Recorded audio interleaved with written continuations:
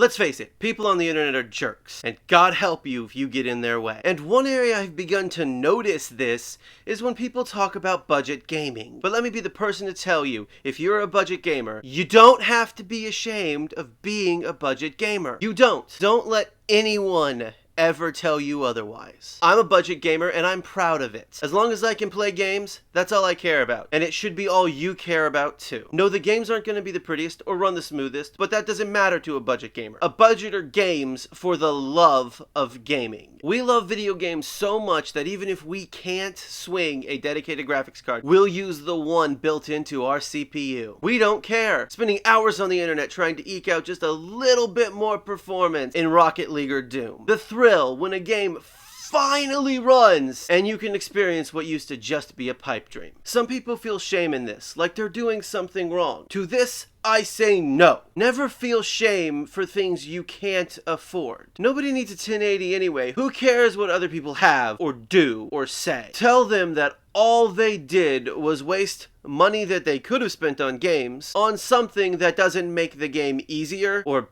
better, or for that matter, prettier, or perform all that much better. No amount of money will ever make you a better gamer, or grant you the respect that you so desperately crave. Don't get me wrong, there will always be people who will try to shame you, the budget gamer, for having less. To them, you are less. To me and the countless other budget gamers out there, you are more than they are. Better. You don't feel the need to belittle others to make yourself feel good. Be strong. You might see those budget guides online that start at $700. When you see that, just remember that those writers are just pushing their own thoughts and insecurities onto you. In response, just punch them as hard as you can in the face. In your mind, of course, because you probably don't know them. Unless you do, in which case, go for it. And if one of these trolls feeds you price versus performance crap, you know, the thing we all always hear about low-end hardware, tell them to shove it. And then kindly remind them that the 1080 is 3 times the price of the RX 480, but